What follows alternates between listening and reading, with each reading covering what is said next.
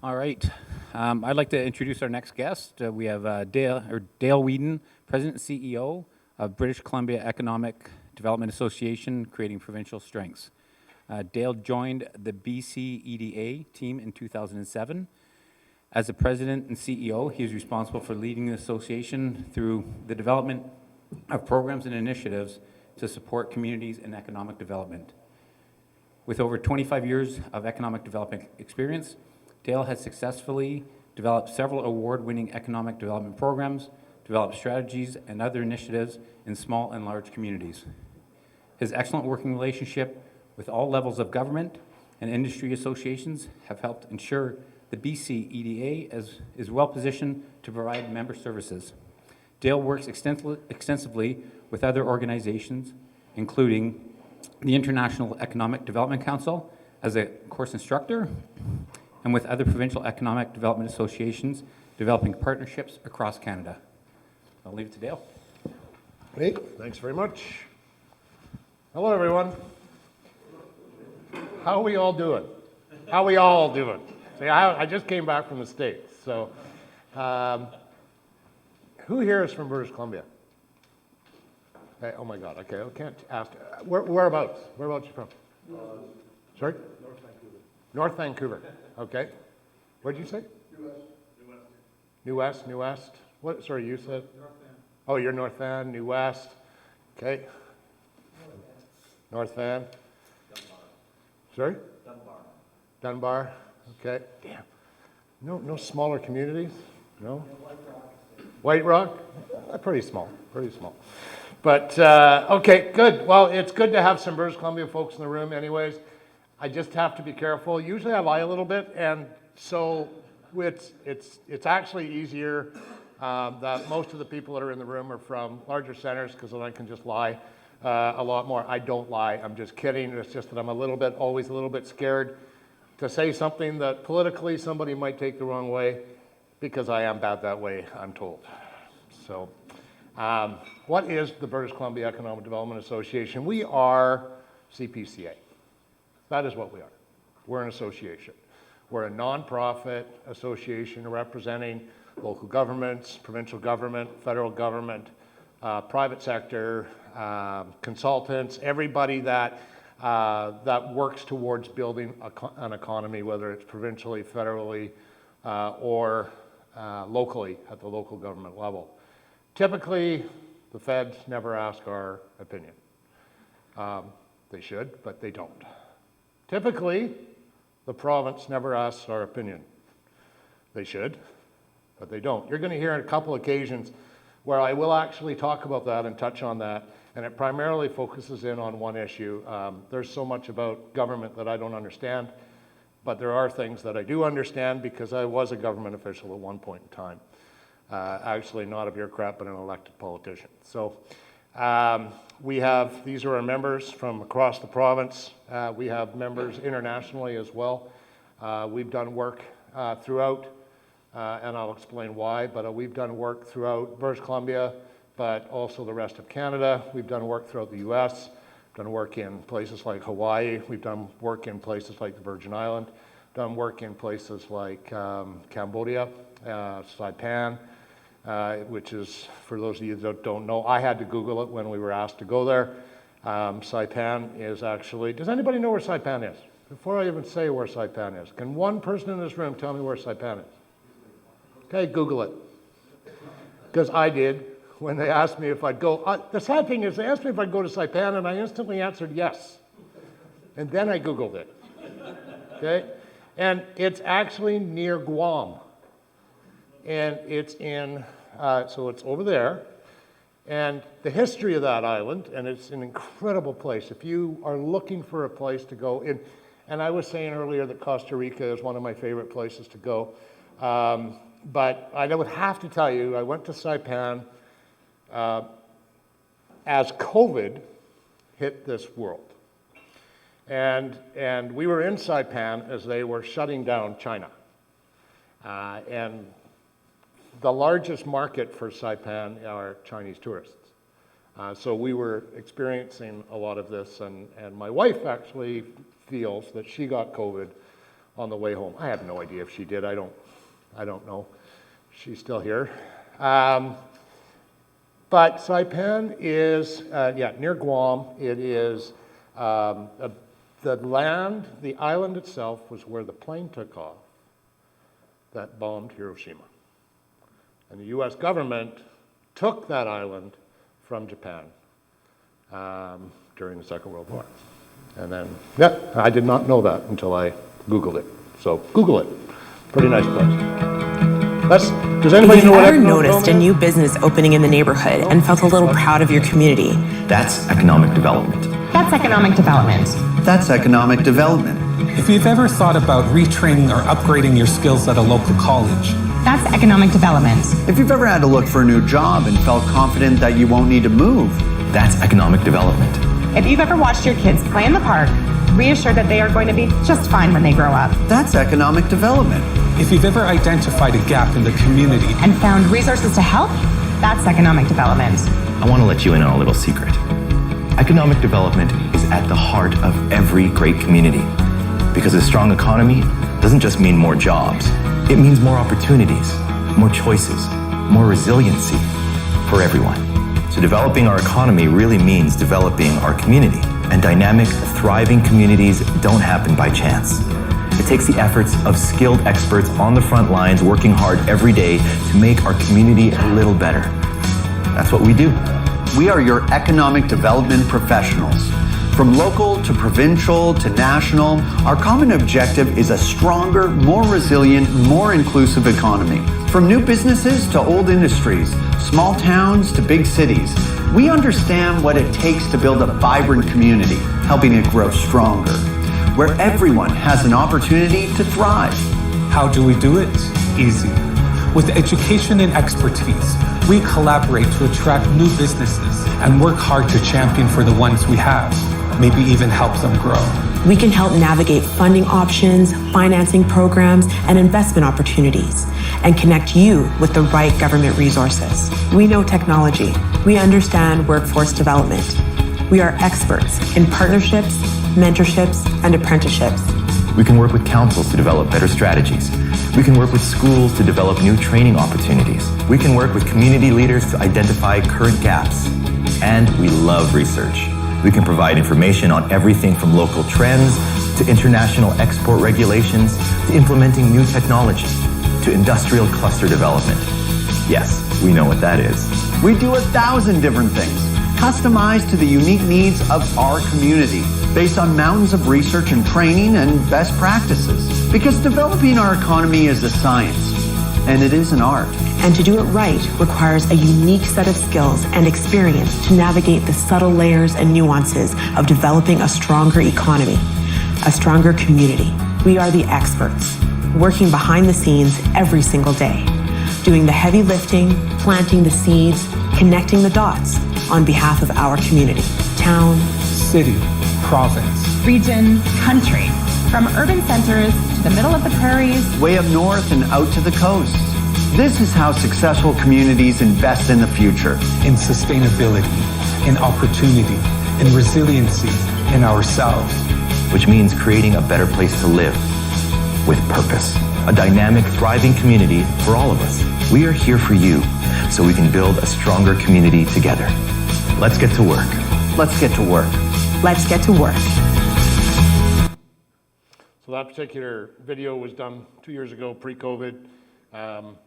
One of the things that's left out is who's working in your communities following a disaster to try to rebuild the economy. To me, it should be a big part of that.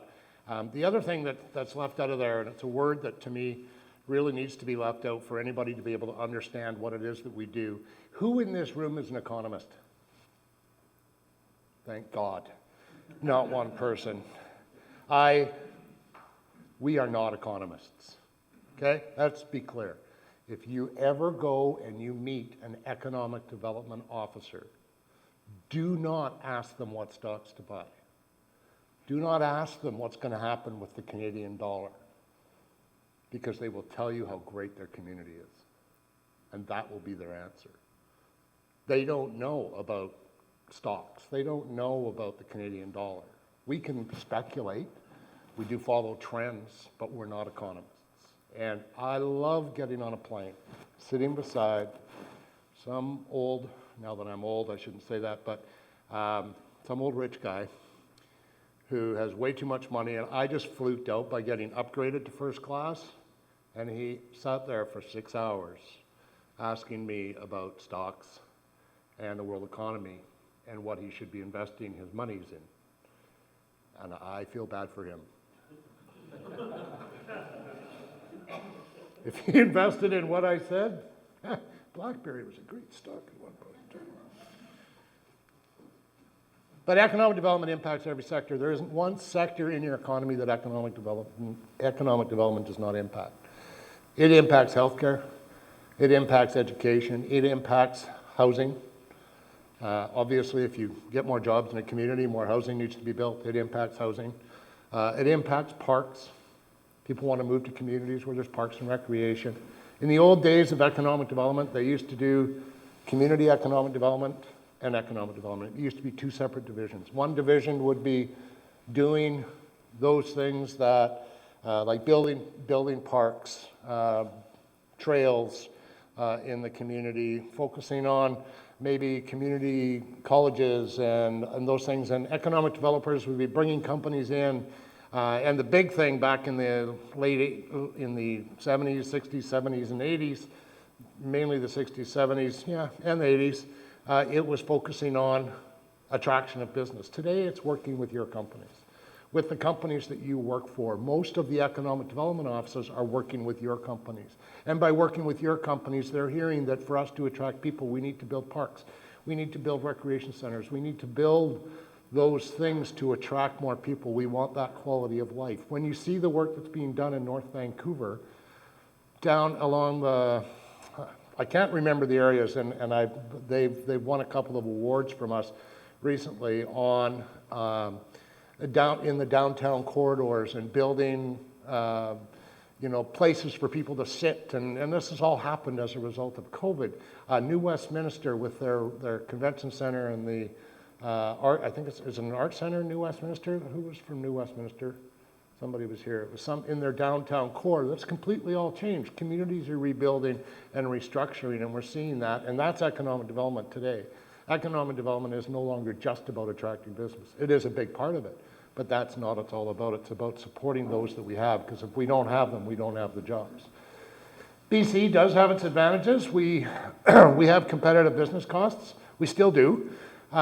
We have competitive business costs, even though the cost of land is something that really takes the availability for companies to invest in the lower mainland of British Columbia. It makes it really difficult, but it's also impacting the rest of the province as well.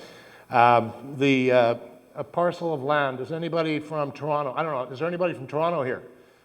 Yeah, I figured that. So, does anybody know what an acre of land is in Toronto for industrial purposes? A few million? Okay, so that same piece of land here would probably be 3 times the amount. Housing, same thing. That's the problem that we have here. We have restrictions, and I'm not being critical, but we have land restrictions in British Columbia, so we can't build. If you see all this, if you went for a drive, you wouldn't see it so much coming up to Whistler, but if you drove out into the Fraser Valley and into the Okanagan where I live, you would see a lot of land dedicated towards agriculture. Well, that's all protected land. You can't build there.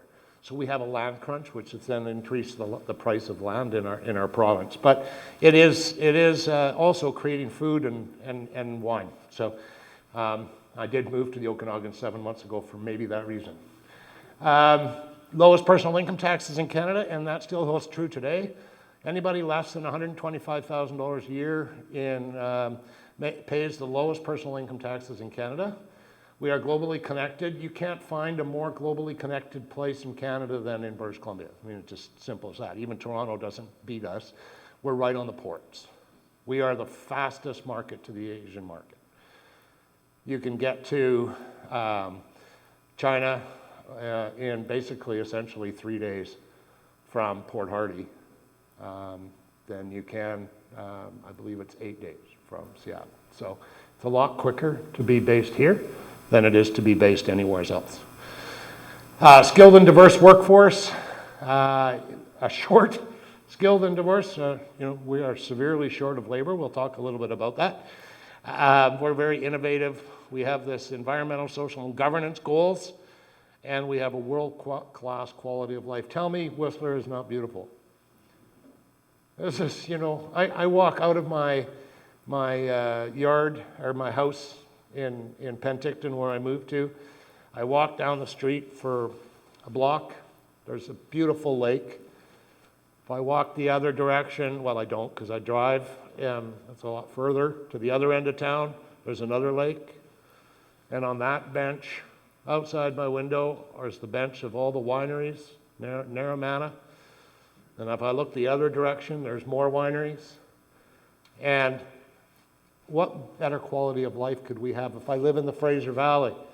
I'm right near all the golf courses. I'm right near the ocean. I'm an hour away from the ocean. I have a beautiful lake, Cultus Lake, which is the second busiest tourist attraction outside of Whistler in Canada, or in British Columbia.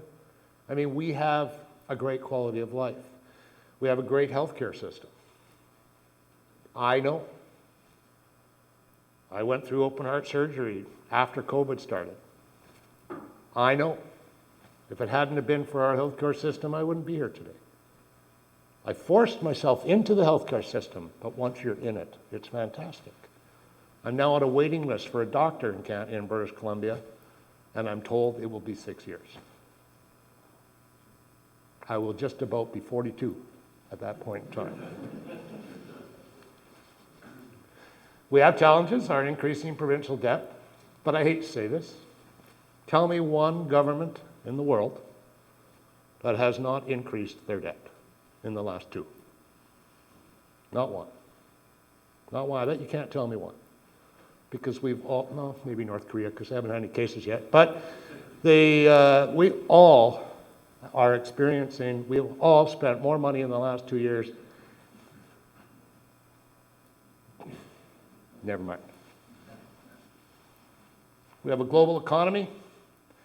The global economy is in turmoil. The last slide before you guys went on lunch talked about Ukraine. We have that turmoil. We have the turmoil of the States. Sorry, I'm not going to get into politics. The States is in turmoil. I was just down there, and it's in turmoil.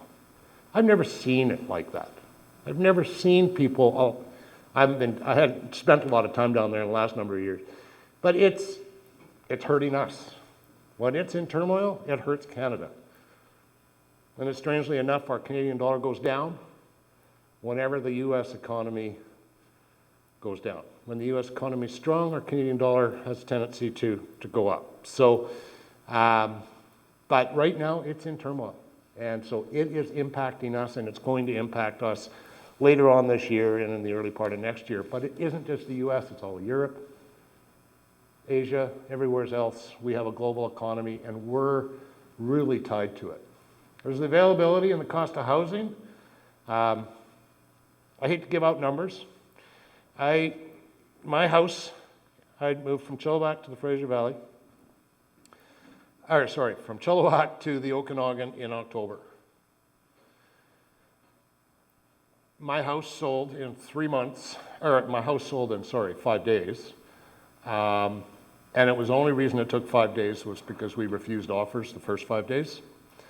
And we took offers on the 5th day. And the real estate values, I put it up for sale at 4 times what I could have sold it for 6 months before. And I accepted an offer, and 3 months later, I could have made another $500,000. That's how rapidly real estate prices rose in British Columbia, in the Fraser Valley. Average house in Chilliwack was about $300,000. And the average house selling right now in Chilliwack is probably at about $1.6 million.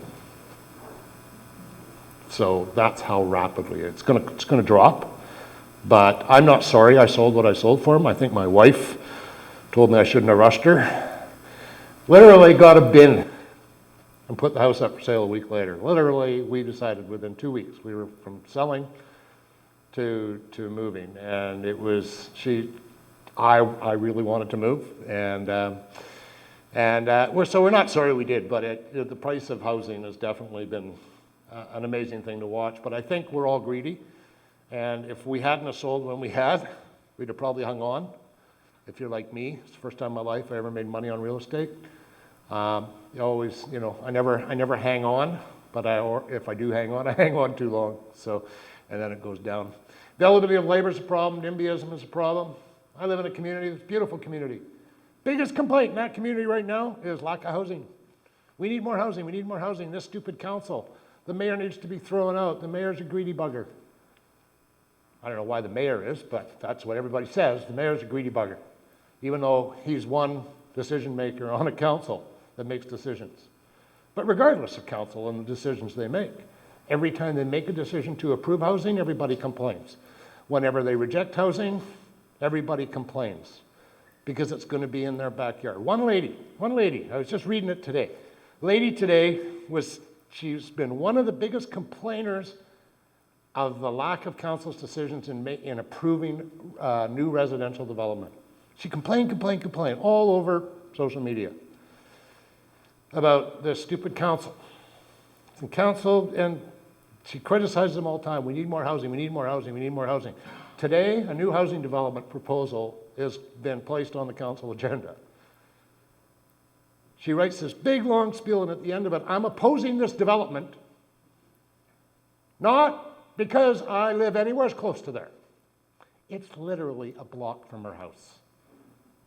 Yet she's complaining about it, and that is what's causing the problem that you have in so many of our communities, is we are so afraid to approve. And the last word that was on there was disasters, and we're going to talk a lot more about disasters, so I'm going to skip that.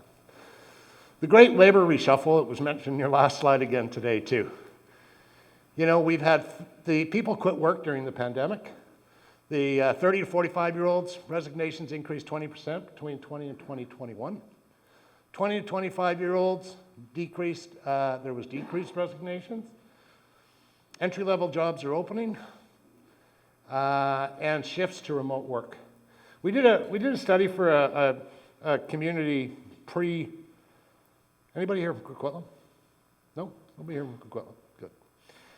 We did a study for Coquitlam a couple of years, or we started it just pre-COVID. And we finished it the summer of COVID, first 2020. And in our recommendations, it was on office development. And the city was really determined that they needed to build offices. And we said, be careful, because people are going to switch to remote working. And the city said, take that out of this report, because that's not the case. People are not going to be allowed to work from home. And I can tell you that's 100% wrong. People are being allowed to work from home. Maybe you're not, but people are all over the world being allowed to continue to work from home. Elon Musk may tell you differently, and he's right in his industry and in so many other industries, but the days of the office space where you're all cut together, all close together, I think are slowly disappearing. And we're not going to see a lot of that anymore. The other thing that's really changing in that 20 to 25-year-old group, and not even just in that age group, is it's an employee's world right now. If you don't want to work on weekends, you can probably still get a job. If I have a neighbor, her son went to apply for a job recently, and he comes home and he's all happy and he got it. I said, oh really? I said, so when do you start? Tomorrow? He said, no, tomorrow's Saturday. Yeah, but it's the service industry you're going into. He's going to work as a kitchen help in a restaurant. He says, no, he says, I don't work weekends. He says, you don't have to work weekends. I told them I will only work Monday to Friday. And he got hired. I don't understand it. I used to own a restaurant. I can't imagine. What do we close down? Saturday and Sunday? Who's going to serve me lunch when I go out? I mean, that's just it. I mean, the employers are dictating what's happening now. And so that creates a bit of a problem. And the resignations have been highest in health and in tech and healthcare. One of the things that we've really seen a lot of, which is really encouraging, as you travel the province, and if you've never traveled this province, I really encourage you to do so, because you'll see the diversity of the communities up and down the highways. And our communities are very diverse, and some are strong, some are not so strong. But as you go out into rural British Columbia today, and I'm sure it's happening in Ontario, rural Ontario, I know it's happening in Saskatchewan, I know it's happening in Alberta, that those rural communities' economies are changing. We've had resource-dependent communities like the forest industry that are dependent on the forest industry. Their economies have changed because of COVID. They've attracted a labor force. They've attracted people to their communities that are remote workers, want a better quality of life, don't want so many people. And they're now working, this one small town, Clinton, British Columbia, population about 500 people. Very dependent, always on the forest industry, and their mill shut down. We were up there doing some work middle of COVID, the fall of 2000, and we were talking to a business owner, and they had just moved there, and she owns a little flower shop. And I said, so what brought you to Clinton? And she says, well, my husband. His company said, we're not going to do office work anymore. And they shut down the office, gave up the lease on the building, and told the employees, go find a place to work. Do it at home, do it whatever, we'll pay you X. And he did. So he moved, still working for that company, moved to Clinton. They bought a house. She didn't want to work anymore. She had some small children, and she wanted to spend more time with her children. I don't know what she was thinking, opening a business. But anyways, she opens a small little flower shop in this small little town, bringing a product to a community that never had flowers before. And this is happening all over the place. 100 Mile House, Mackenzie, Fraser Lake, all these small communities are attracting remote workers from the Lower Mainland. The big three are changing is how we work. Remote and hybrid working is here to stay. Where we work, movers they're moving into new roles at a faster pace. Job changing is up 37% year over year. People are escalating up or moving from one industry to another faster than they've ever done in the past, and it's mainly because they're taking advantage of the opportunities that are there. But you know, if we all looked at our demographics, if we actually studied demographics, and I know I said I'm not an economist, but if you study, we're amazed right now that we don't have healthcare workers. And people will say, well, because of this rule that the government put in or because of that rule. Let's face reality. We have an aging population in this country. As they retire and as they get out of the labor force, we need to find people to fill those positions. And if we haven't trained enough to fill those positions, then that's why we're having problems in the healthcare industry. And it's why we're going to be having problems, is we need to follow our demographics. And that's one of the things that I will say as communities are doing, is investing in education at the local level and working with universities and colleges to try to encourage more job training without necessarily the certifications, and then also bringing in immigrant workers to and allowing their education to be easier to transfer. 63% of job workers say work-life balance is a top priority, and it never used to be that way. Honestly, I remember going back to my first job when we got married and we started having kids, 4 kids in total. I just wanted a job. When we first started off, I just wanted a job. We had 2 kids instantly within the first, maybe she was pregnant before we got married. But anyways, the first year of our marriage, we had 2 kids. And so I needed a job. And my municipal politician wages weren't high enough. And we had a business as well, but we also got a job. And that's how I got into economic development. Partnering with First Nation, this is one of the biggest things that's changing the BC's economy. I think it's going to change Canada's economy. We need to invest more in our partnerships with First Nations. We were the first, and I will give credit where credit's due. The government signed an agreement and passed a law to implement the UN Declaration and we have done a lot of things working with First Nations to recognize the rights and to sign agreements. Just the other day, there was a new agreement with one of the First Nations, I can't remember the name, for a mine up north, sharing of financial, sharing of the royalties, those types of things that are getting them to buy into the local economy and making it easier to approve things. We work with the Huu-ay-aht First Nations over on Vancouver Island.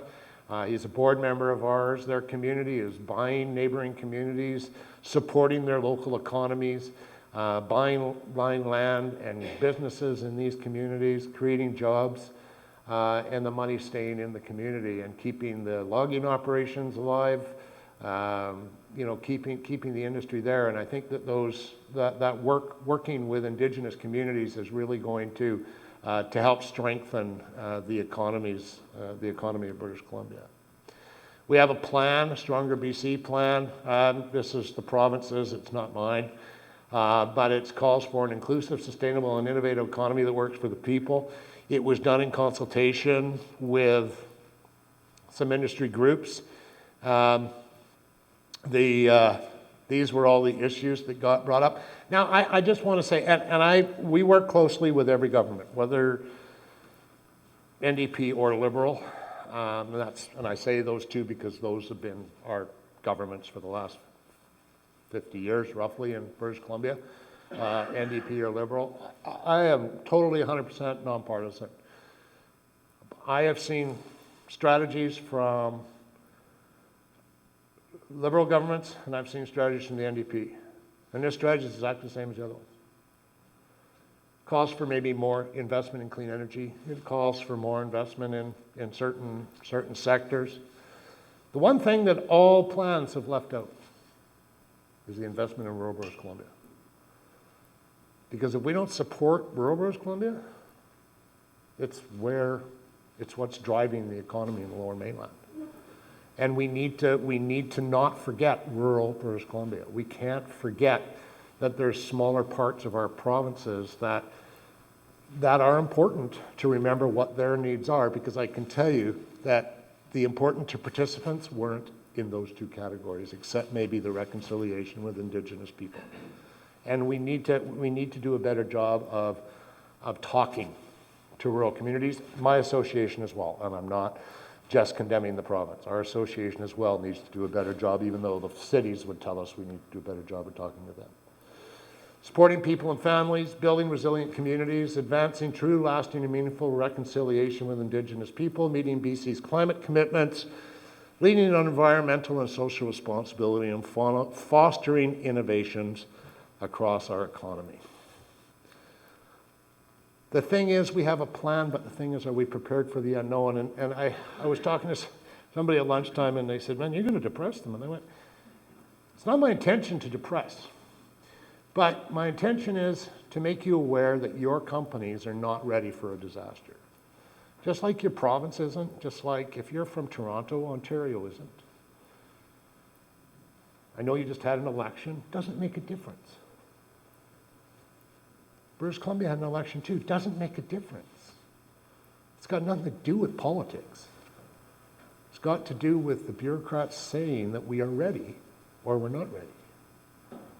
I have been working on disasters since my honeymoon. I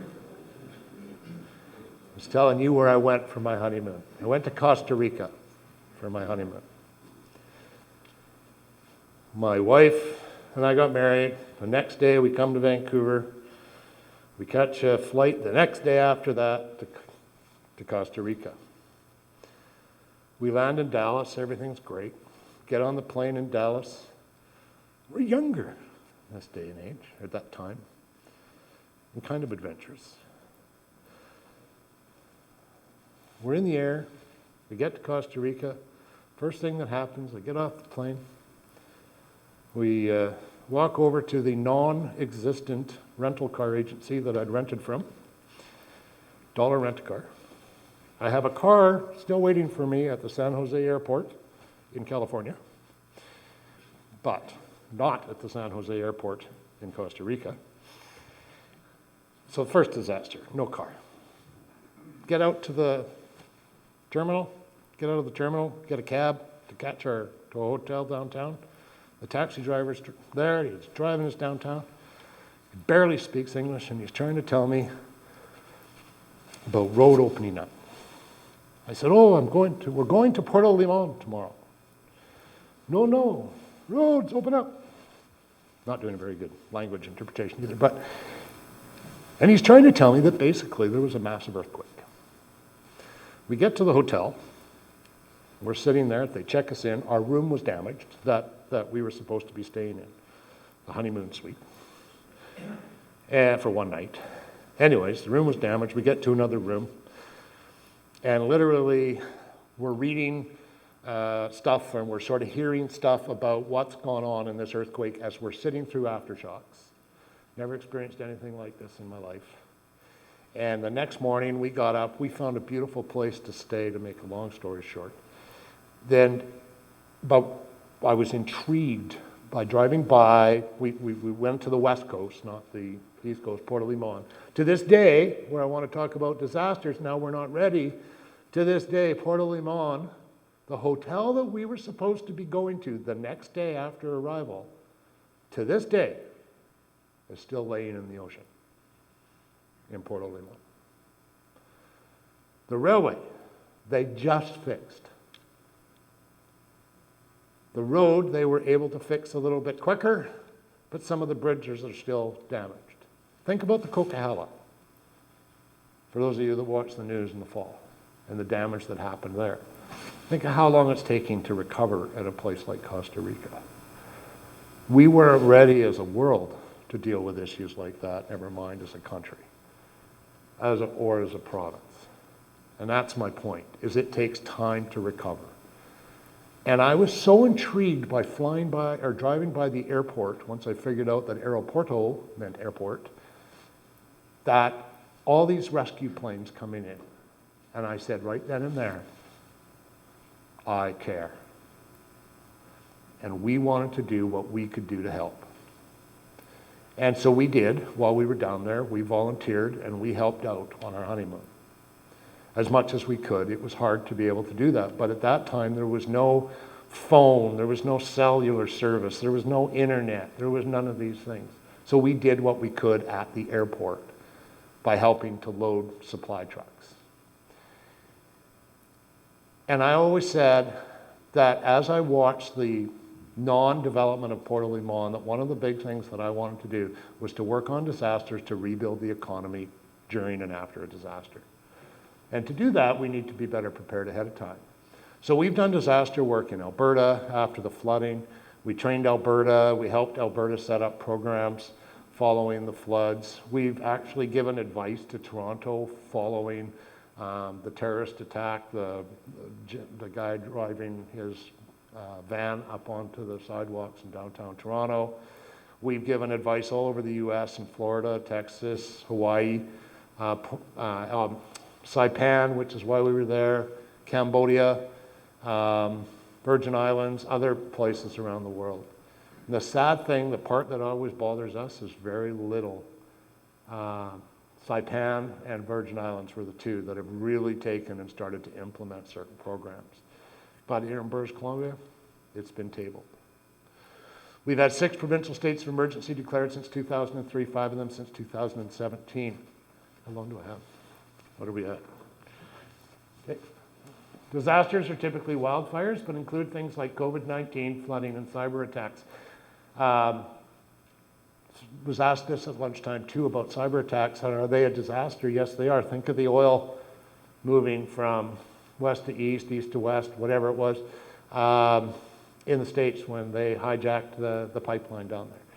Think of TransLink losing power or losing access to their computer system because it was taken over by cyber terrorists. Think of the city of Baltimore, the city of Philadelphia, and several other US cities that were taken over by cyber attack and lost complete access to their computer systems. Does anybody know how those issues were resolved? Cryptocurrency. They were all paid, every single one of them, including BC Transit. We paid to have to be able to get access back because we weren't prepared with what would we do in the event of a disaster. COVID-19, wildfires, again, fact is, province of BC, municipalities, First Nations, and businesses are not prepared. And it's basically anything that interrupts your normal process. We need to be ready because if the federal or provincial governments are not ready, municipalities are not ready. And if the municipalities are not ready, businesses are not ready. If businesses are not ready, jobs, investment, and people are at risk for the future. We got the flooding in the fall. Normally we never get the flooding in the fall. We don't get fall flooding. But last year we got fall flooding. It will go down in history as the largest natural disaster in Canadian history. Who here is in the supply chain industry? So I believe somebody was talking about supply chain just prior to lunch. You were talking about supply chain? I thought you did a very good job, by the way. But the supply chain issue, we were not prepared. And I think it really woke us up as a province. And I know it did because we're starting to look at different things. But if you live beyond hope, there is one, maybe two producers of milk. You can't get meat processed unless there's a small little butcher shop down the street. You can't buy produce unless you're bringing it up through the border in a Suez. When those floods hit in the fall of 2021, the supply chain was completely shut off. I live in the Okanagan. We had no milk. We had no vegetables. We had no meat. We did have toilet paper. We did have toilet paper. So many didn't. That was the other thing about the fake crisis that happens. I'm sorry. I'm not saying COVID. I'm saying toilet paper. Freaking companies with toilet paper were trying to figure out a way how to get it out to the stores. It wasn't an issue of us being short of toilet paper. We had so much toilet paper manufactured and ready to ship, but it was all in storage. We couldn't ship it out. So we never had a problem with toilet paper at the beginning of COVID. We had lots of toilet paper. It was how do we get it to market? But our supply chain issues, our supply chain challenges are real, and I think they really got brought to a head. And how we need to diversify our economies outside of the major metro areas, anywhere in this country, to make sure that if something like this happens, we're ready for when it does happen. We need to do that. Does your company have a business continuity plan? Experience has shown that 90% of the business don't have a business continuity plan. We went out and we've interviewed about 480 businesses that were impacted in Princeton, Merritt, and the Fraser Canyon following the flooding of the fall. 98% of all businesses interviewed do not have a business continuity plan. During the wildfires of 2017, 95% of the businesses did not have a business continuity plan. I've talked to business groups of chambers of commerce, 100 businesses in the room, and you ask them to stick up their hand saying, does your business have a business continuity plan? One will stick up their hand. Then you say to them, okay, do you have a business continuity plan? Tell me about it. And they said, oh, we've got great information. We tell what we're going to do with our customers, what we're going to do, how we're going to interact with our suppliers, how we're going to interact with our customers, how we're going to interact with our staff. I said, oh, that's fantastic. That's great. You know how you, and I said, so where is this plan stored? Oh, I've got it at home. So do you go on holidays? Yeah. Who's responsible for it at your shop? Well, nobody. I mean, you know, like the people that are in the plan aren't even there anymore. No. So you don't have an inventory of your employees? No. So he says, yeah, just never mind. I didn't put up my hand. He says, I don't have a business continuity plan. And I'll tell you how it's important. We were in the Virgin Islands. We were talking to a business that is a shipper. He's a shipper and great company. They ship all over North America. They're truckers. They have trucks. This company is located in downtown part of the Virgin Islands, where U.S. Virgin Islands. And the flooding, or the storms were coming in. This was Hurricane Irma and Hurricane Maria, so the two storms that came in. Puerto Rico got talked about a lot, Virgin Island not so much, but pretty devastating damage. Just about every hotel in the Virgin Islands was severely damaged. And he says, or the business owner says, she's laughing, she says, we were told our business was going to be destroyed here on the Virgin Islands, she said, and we were really good at backing up our data. So we had our system here, we backed it up, we'd take it home every single night. Government told us that the storm was coming in and that we were in a direct path. And our business was going to be really badly destroyed. So we did the right thing. We not only made a backup before we left the building, we took the main server with us. And they went home because their area was not going to be impacted. After everything had settled, they barely survived themselves the storm because their house was completely demolished and their main business had a broken window and no water inside. They lost all of their backup information because they lost their house, and that's where it was all taken. And they had 500 trucks in North America with no way to contact them other than memory, and reaching different truckers eventually and rebuilding the network or them phoning back in because they lost all contact information. Other than anything they had on their cell phones, they didn't have any communication with anybody because there was no backup of information to the cloud. And people don't back up to the cloud. Do you know that we had a local government burned to the ground here in British Columbia last year during the heat dome? And every record of one of the oldest communities in British Columbia was destroyed. Not one piece of information on any business that was in their community. No contact information, other than the fact that it was a small town, you may have known somebody, but no ability to communicate, and the entire history of the community was destroyed in that fire because nothing was stored in the cloud. We need to change that. We need to be better prepared. The critical questions that you need to ask, these are the 5 elements. I'm not going to get into these. I'm going to talk to you just about a couple of communities that have done things. Chilliwack, BC, where economic development, I used to live here, phenomenal community. I used to run this organization. Can't say enough about it. The community itself, it's phenomenal. They're very progressive, I would say one of the most progressive economic development communities in the province. They recently attracted Coors, Molson Coors, to their community from the Lower Mainland. Actually, I believe from New West, I believe they were in, or I'm not, sorry, they were in Vancouver? Oh, right, in Vancouver. So an incredible development when you go out there and you see that. But it was the city was innovative and creative and created an agri-food zone to build on agriculture land. That was one of the outcomes. There's a few other companies there. During COVID, they established this community economic resource network and are working on solutions for employers with workforce issues.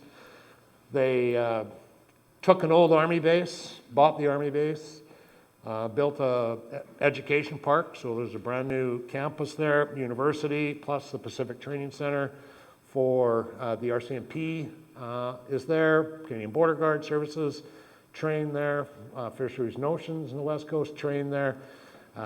This is, so it's been a huge win for them. And their downtown redevelopment, if you look at that last picture that I had up there, that is downtown, well, it's an artist rendition, but that's really much how it looks like. It is an absolutely beautiful development, and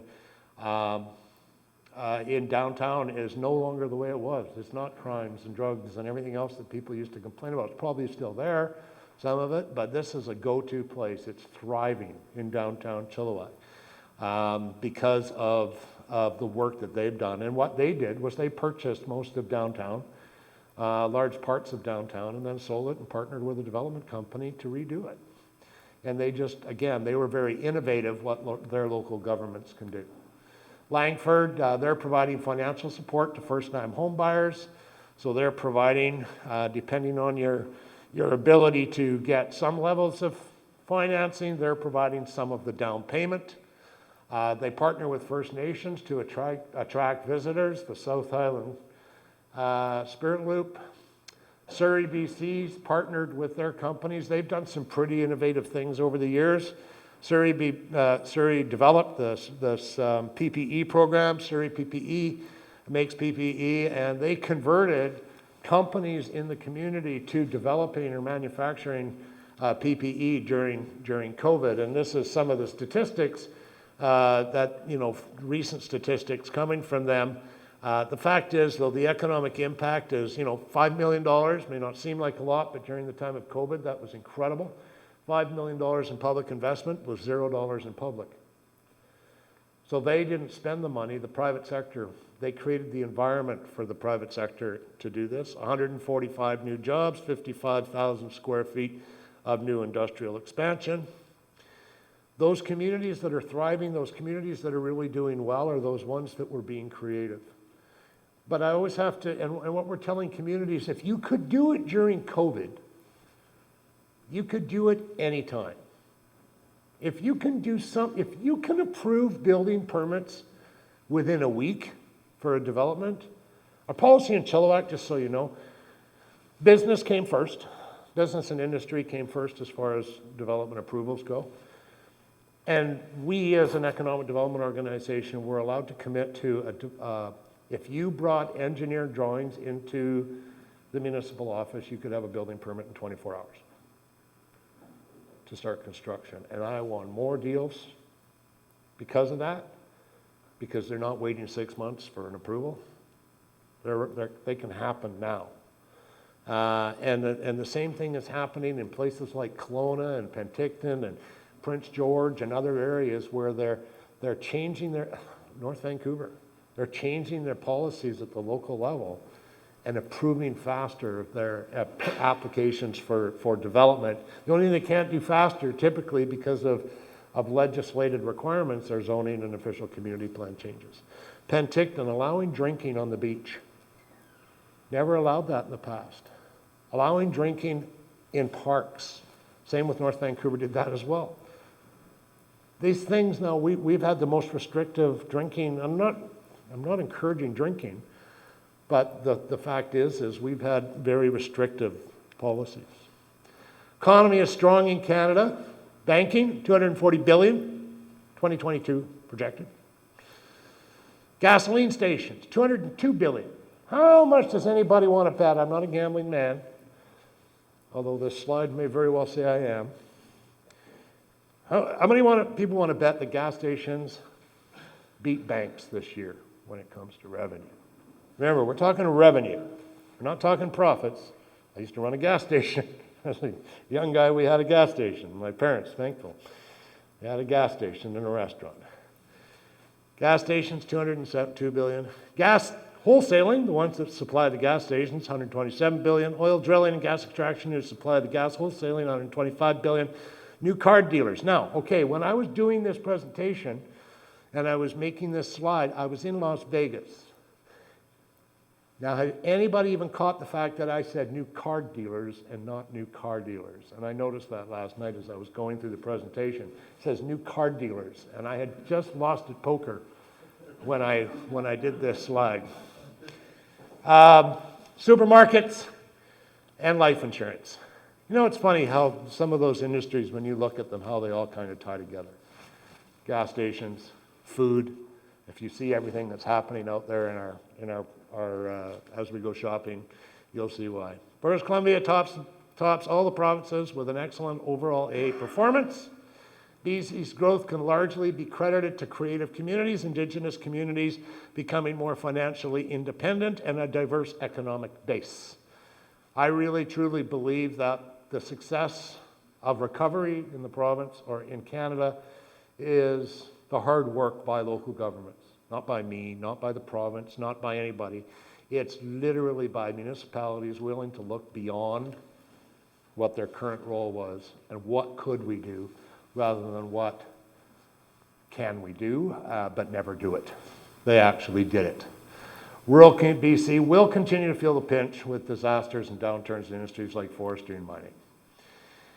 Thank you, and the secret to youth is to use the same photo for 12 years. So, choose to do that. Anybody have any questions? No?